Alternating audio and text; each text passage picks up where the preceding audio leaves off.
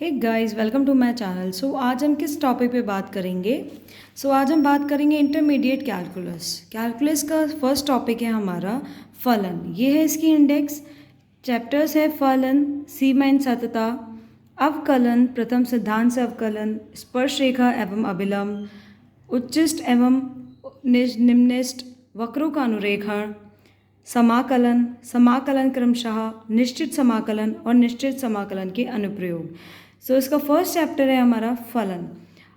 Chapter 1 is अवकल गणित। अभी अवकल गणित किसे कहते हैं? इसको कहते हैं डिफरेंशियल कैलकुलस, जिसको हिंदी में बोला जाता है अवकल गणित।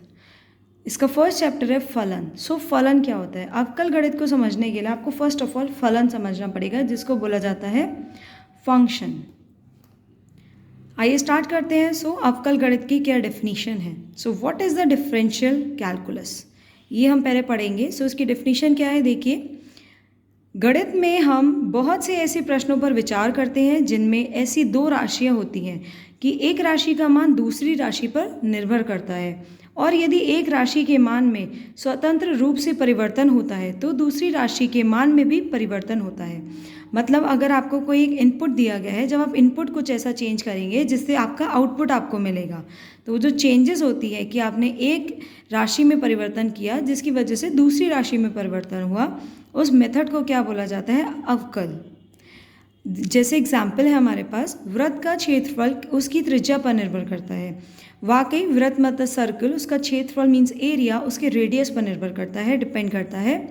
अगर आप रेडियस को बढ़ा देंगे तो उसका क्षेत्रफल भी बढ़ जाएगा। जैसे आप त्रिज्या की अगर वैल्यू बढ़ा दें, आप 2 की जगह 3 रेडियस का अगर आप सर्कल ड्रॉ करेंगे तो उसका एरिया भी हमारा बड़ा बन जाएगा, आपका वृत्त बड़ा बनेगा। ऐसे ही ये है, त्रिज्या के बढ़ने पर वृत्त का क्षेत्रफल बढ़ता है और त्रिज्या के घटने पर वृत्त का क्षेत्रफल घटता है। तो देखिए, इसमें एक राशि दूसरी राशि पर डिपेंड करती है। यहाँ वृत्त की त्रिज्या एक राशि तथा वृत्त का क्षेत्रफल दूसरी राशि है, और जो एक दूसरे से संबंधित हैं। इसी प्रकार गोले का आयतन उसकी त्रिज्या पर, वर्ग का क्षेत्रफल एवं घन का आयतन उसकी एक भुजा की लंबाई पर निर्भर करता है। अचर वेग से जाती हुई रेलगाड़ी द्वारा तय की हुई दूरी समय पर निर्भर करती है। सही बात है। जिस एक अनकॉन्स्टेंट वेग, मतलब जिसकी स्पीड कभी हाई है कभी लो है, उस स्पीड से जाती हुई ट्रेन किस पर डिपेंड करेगी? उसकी स्पीड समय पर निर्भर करेगी कि कितने समय में उसने कितनी स्पीड तय की है। गिरती हुई वस्तु का वेग उसके द्वारा तय की हुई दूरी पर निर्भर करेगा कि वो अगर ऊपर से गिरा है कोई वस्तु तो उसने कितनी दूरी तय की है गिरने के बाद। वो किस पर डिपेंड करेगा? उसके वेग पर, कि आपने किसी चीज़ को कितनी स्पीड से नीचे गिराया है।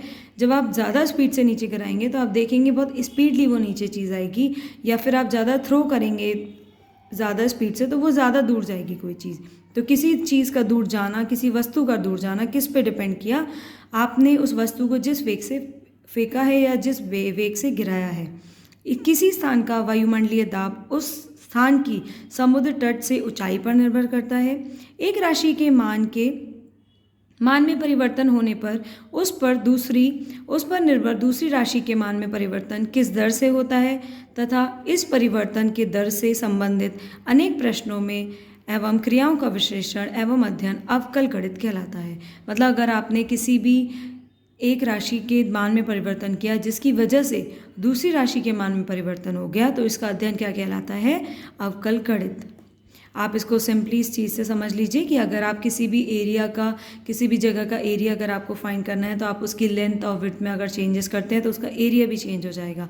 ऐसे अगर आप किसी सर्कल का एरिया फाइंड करना चाहते हैं, आप किसी वृत्त का क्षेत्रफल फाइंड करना चाहते हैं, तो अगर आप उसकी त्रिज्या को बढ़ा देंगे तो उसका वृत्त का क्षेत्रफल भी बढ़ जाएगा, और त्रिज्या घटा देंगे तो उसका वृत्त का क्षेत्रफल घट जाएगा।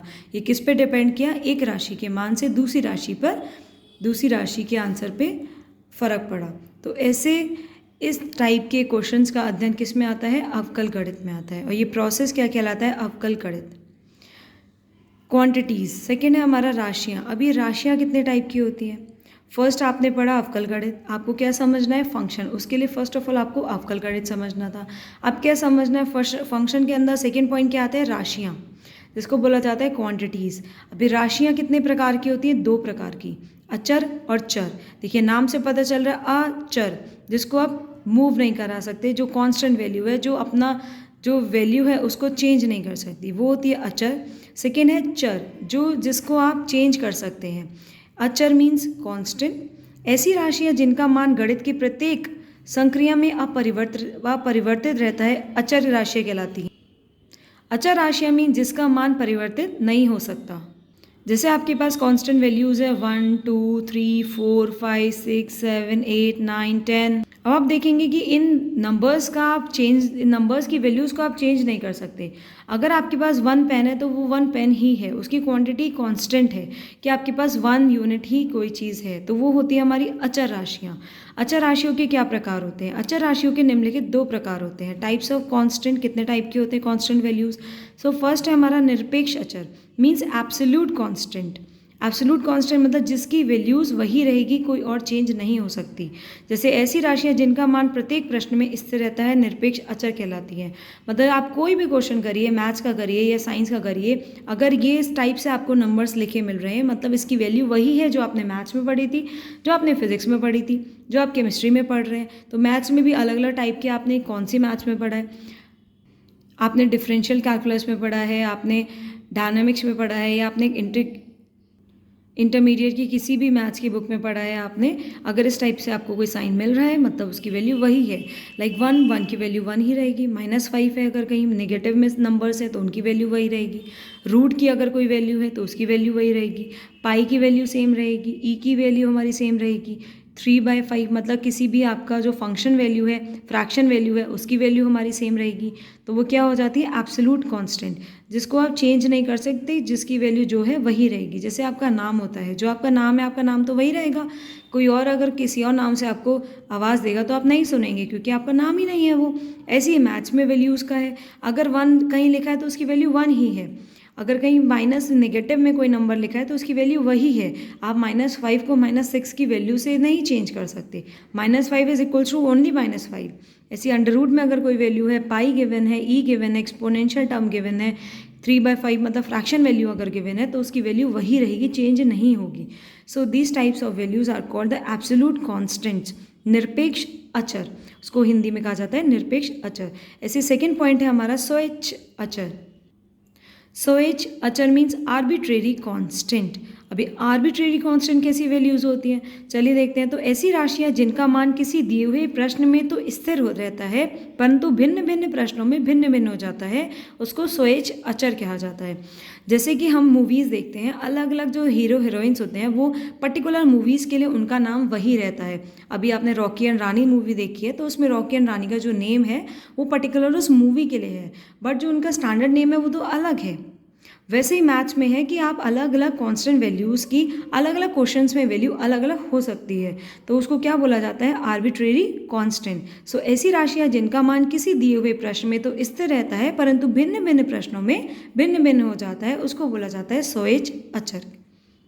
फॉर एग्जाम्पल, सरल रेखा का समीकरण है आपके पास x/a + 5/b = 1 में a and b are the अचर हैं जो क्रमशः x एक्सिस और y एक्सिस से रेखा द्वारा कटे अंतः खंडों को प्रदर्शित करते हैं। किसी एक रेखा के लिए a तथा b के मान स्थिर रहते हैं, परंतु किसी अन्य रेखा के लिए a तथा b के मान बदल जाते हैं। अतः यहाँ a तथा b स्वैच्छ अचर है।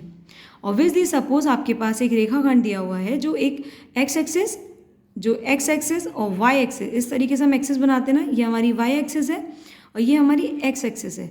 अगर कोई पॉइंट, कोई लाइन हमारी x एक्सिस और y एक्सिस को इस तरीके से कट कर रही है, ये हमारी x एक्सिस है, ये हमारी y एक्सिस है। अगर कोई लाइन इस तरीके से हमारी x एक्सिस को और y एक्सिस को कट कर रही है, तो इस पॉइंट पर a की वैल्यू कोई डिफरेंट होगी, इस पॉइंट पर b की वैल्यू कोई डिफरेंट होगी। ऐसे सपोज हमारे पास एक और लाइन है, तो यहाँ पर इस पॉइंट पर a की वैल्यू अलग होगी, इस पॉइंट पर b की वैल्यू अलग होगी। सो ऐसे ही यहाँ पे दिया हुआ है कि किसी भी रेखा के समीकरण, जिसको बोला जाता है x/a + y/b = 1 में a और b हमारी जो कि कांस्टेंट वैल्यूज़ हैं, जो कि x एक्सिस की वैल्यू है, x एक्सिस पर लाइन जिस पॉइंट पर कट कर रही है वो a है, और y एक्सिस पर लाइन जिस पॉइंट पर कट कर रही है वो वैल्यू हमारी b है। तो a और b अलग अलग लाइन्स के लिए अलग अलग होंगी। ये हमारी फर्स्ट लाइन हमने ड्रॉ करी थी, इसके लिए a और b अलग है। ये हमने सेकेंड लाइन ड्रॉ की है, जिसके लिए a और b हमारी अलग वैल्यूज़ हैं। सो यहाँ पर a और b हमारे कौन से हो गए? स्वैच्छ अचर कहलाते हैं। ऐसी सेकेंड है आपका, अभी हमने एक फर्स्ट पॉइंट पढ़ा था अचर संख्या है, सेकेंड है हमारा चर संख्या है। सो चर संख्या क्या होती है? वेरिएबल्स, ऐसी राशियाँ जिन्हें गणित की विभिन्न संख्याओं में विभिन्न संख्यात्मक मान दिए जाते हैं चर कहलाती हैं। जैसे हमारे कोई कांस्टेंट नंबर्स को हटाकर अगर आप कोई और अल्फ़ाबेट्स ले लेते हैं, आप क्या लेते हैं, ए बी सी डी, आपको अगर कुछ फाइंड करना पड़ता है हम उसे लेट करते हैं, तो हम जिन वैल्यूज़ को लेट करते हैं वो वैल्यूज़ हमारी किस में आ जाती हैं? वेरिएबल्स में आ जाती हैं, क्योंकि उनकी वैल्यूज़ जो है वो डिफरेंट हो जाती हैं। किसी क्वेश्चन में कुछ होती हैं या किसी एक पर्टिकुलर आपको वैल्यूज़ दिए उसके द्वारा हम किसी और वैल्यू को फाइंड करते हैं, तो वो हमारी वैल्यूज़ क्या हो जाएंगी? वेरिएबल या चर संख्या हो जाएंगी। तो ऐसी राशियाँ जिन्हें गणित की विभिन्न संक्रियाओं में विभिन्न संख्यात्मक मान दिए जाते हैं चर संख्याएं कहलाती हैं। चर संख्याएं हम जब क्वेश्चंस पढ़ेंगे तब आपको और क्लियर हो जाएगा। जैसे आप लेट करते हैं कि x क्या है, y क्या है, आइए इस इक्वेशन से समझते हैं। तो उसमें a और b क्या है? आपकी अचर वैल्यूज़ हैं, और x और y क्या है? आपकी चर वैल्यूज़ है। क्योंकि a और b तो आपको पर्टिकुलर दिया हुआ है, लाइन जिस पॉइंट पर कट करेगी वही उसका मान होगा। ऐसे ही यहाँ पे y एक्सिस पर b जिस पॉइंट पर कट करेगा, लाइन y एक्सिस को जिस पॉइंट पर कट करेगा वो आपका b का मान हो जाएगा। बट x और y आपकी अलग अलग हो सकते हैं वैल्यूज़। सो इनको बोला जाता है वेरिएबल, और जिन वैल्यूज़ को आप चेंज नहीं कर सकते वो होती है हमारी निरपेक्ष अचर, मतलब एब्सोल्यूट कांस्टेंट, और जिन कांस्टेंट वैल्यूज़ को आप चेंज कर सकते हैं जो एक पर्टिकुलर क्वेश्चन में डिफरेंट होती हैं वो होती है हमारी स्वेच्छ अचर। और जिन वैल्यूज़ को हम क्वेश्चन के अंदर ही चेंज करते हैं, हम एक नॉन कांस्टेंट वैल्यू के थ्रू कांस्टेंट वैल्यू का वेरिएबल्स का हम फाइंड करते हैं वैल्यू, हम एक जैसे कि हम एक कांस्टेंट वैल्यू से वेरिएबल की वैल्यू फाइंड करते हैं, तो उनको बोला जाता है चर संख्याएं। आगे हम क्लासेस में पढ़ेंगे संबद्ध राशियां, स्वतंत्र चर, आश्रित तथा परतंत्र चर। अभी हमने क्या पढ़ा है? हमने अचर वैल्यूज़ के बारे में पढ़ा है, हम चर वैल्यूज़ के बारे में पढ़ेंगे कि ऐसी राशियां जिन्हें गणित की विभिन्न संक्रियाओं में विभिन्न संख्यात्मक मान दिए जाते हैं चर कहलाई जाती हैं, जिनसे रिलेटेड डिटेलिंग हम अपनी नेक्स्ट क्लास में पढ़ेंगे। सो आज के लिए शुक्रिया। आज हमने क्या पढ़ा? आज हमने अवकलन पढ़ा, अवकल गणित क्या होता है मीन्स, और उसकी क्या राशियाँ होती हैं चर और अचर, जिसमें हमने अचर की डिटेलिंग पढ़ी है। चलिए आज के लिए शुक्रिया। Thanks for watching.